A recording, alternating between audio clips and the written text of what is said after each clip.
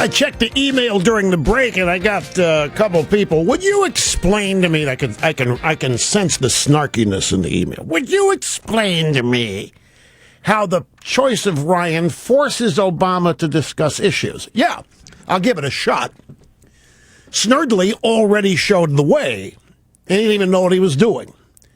Snerdley comes at me, well, what about Medicare? Ryan wants to destroy Medicare. See, well, it doesn't matter. It doesn't matter what you said. Fact of the matter is that to refute Ryan, these guys are going to have to do what? They can call him extreme and do all that, but they're going to have to explain why his plan will cause grandma to be eating dog food. And when they are forced to explain that, what are they doing? They are discussing specifics, and they will be lying, which opens up the opportunity for it to be refuted. And in the process, that brings Obama's record to the fore. The very idea that Ryan will be criticized substantively, they're going to have to criticize him. Look, you're not going to be able to get away with making this guy out to be Darth Vader. They're not going to be able to pull out. They're going to try. They are trying. But he's perhaps, as I said, our last Boy Scout.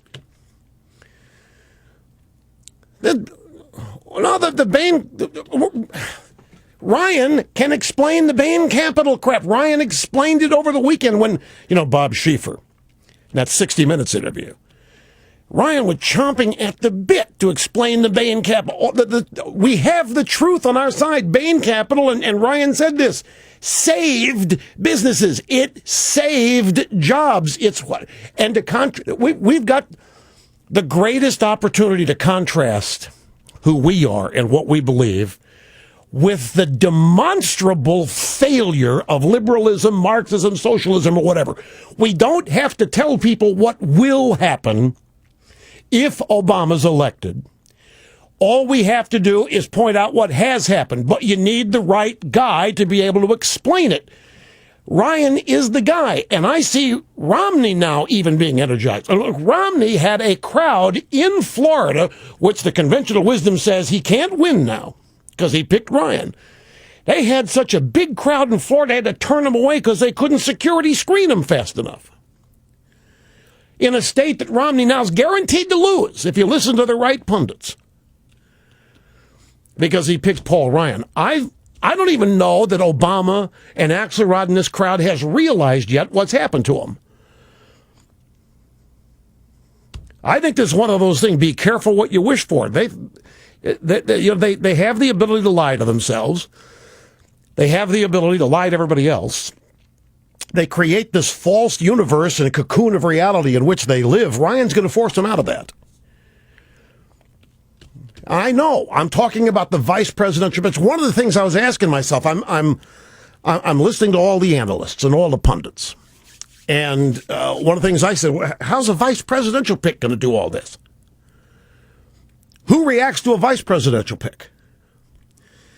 Well, when the vice presidential pick, I don't care who it is, in this case Ryan, when the vice presidential pick starts dismantling the president of the United States and his policies and his ideas and what they have wrought, that's something they're going to have to react to.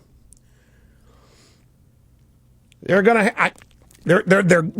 to have to come back at some point with some substance. And when they do that, they don't have the substance on their side. When they do that, that brings Obama's record to the fore. This takes. They're not going to give up on the Bane Capital stuff, and I don't think they're going to give up on Romney murders guys' wives and stuff like that. But it's going to be made to look all the more foolish. Now, I've got an answer. It makes perfect sense, because I was wondering over the weekend, how in the world did they secure from Obama's Navy the USS Wisconsin for a campaign? It's a museum. It's not an active ship anymore. So it's open to anybody. It's a museum. I have, Paul Ryan with the second most famous CPAC speech ever. Well, take it back. Paul Ryan with the third most famous CPAC speech ever was Ronald Reagan's, then mine, and then Ryan's. Third most famous CPAC speech ever. And I want to read to you the opening of his CPAC speech. There are those who say, oh, and by the way, Cookie, you should get me this. Because this Snerdley, you got me ticked off here. What about Ryan destroying Medicare? Yesterday on Meet the Press, Rachel Maddow, you know who Rachel Maddow is? She's the queen bee of MSNBC. She is said to be the most articulate, the most brilliant spokesman, commentator, analyst that the left has on cable TV. So she was on Meet the Press with Rich Lowry of National Review, who destroyed her on Medicare cuts. She had no answer for the fact that it's Obama who cuts Medicare $710 billion in Obamacare. She was literally nothing. It was a demonstration of how this can go. Anyway, back to Ryan's CPAC speech.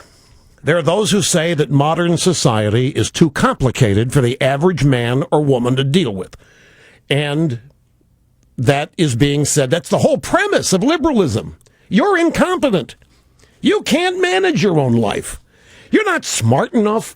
You're not able enough. You're not competent enough to make the right decisions in your life.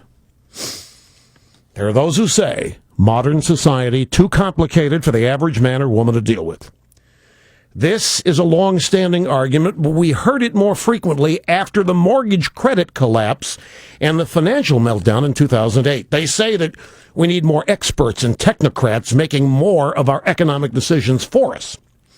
And they argue for less political interference with the enlightened bureaucrats, by which they mean less objection by the people to the overregulation of society. Now, if we choose to have a federal government that tries to solve every problem, then as long as society keeps growing more complex, a government must keep on growing right along with it. The rule of law by the people must be reduced and the arbitrary discretion of experts expanded. So you buy into this complexity argument, you are automatically buying into only government can fix it. And as the complexity increases and it gets tougher and tougher, do I eat trans fat or not? Now they're saying buttered popcorn, microwave buttered popcorn causes cancer. Well, that's complex. I mean, all of these threats that exist to staying alive. We need competent people to make these regulations and decisions because you can't. And all that means is that government must continue growing right along with the complexity. And so therefore the advocates of complexity of this argument are advocates of bigger government.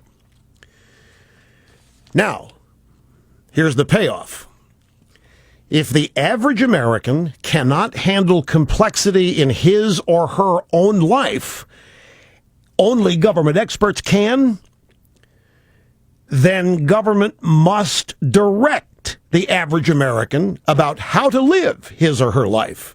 Freedom becomes a diminishing good.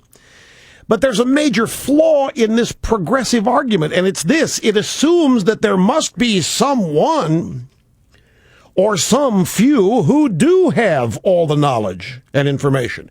We just have to find, train, and hire them to run government agencies. Friedrich von Hayek called this liberalism's fatal conceit. The idea that a few bureaucrats know what's best for all of society or possess more information about human wants and needs than millions of free individuals interacting in a free market is both false and arrogant. It has guided collectivists for 200 years down the road to serfdom, and the road is littered with their wrecked utopias. The plan always fails. It always has failed.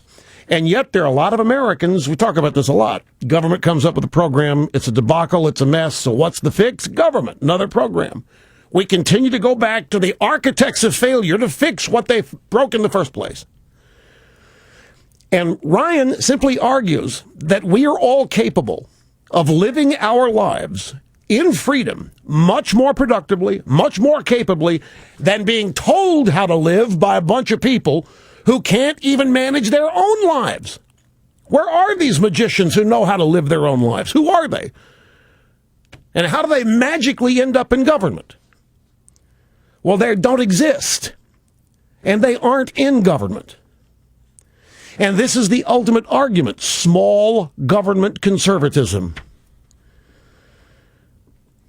Turning your life back over to you. This then raises the question that we all are asking ourselves, how many Americans want that responsibility anymore? How many takers are there just as soon punt all the responsibility and accept whatever little things they get and they're happy, versus how many people really want the opportunity to be the best they can be with as few obstacles in their way. Thomas Jefferson, in his first inaugural address, was actually one of the first people to articulate this whole point that Ryan made at CPAC. Sometimes it's said that man can't be trusted with the government of himself. Well, can he then be trusted with the government of others? Or have we found angels in the form of kings to govern us? Let history answer the question. And again, even when Jefferson said, there has never been a time in history where a government-run, top-to-down country has prospered. The greatest example of human prosperity is the United States of America, and it was not made up of the way Barack Obama sees it or wants it to be seen, wants it to exist.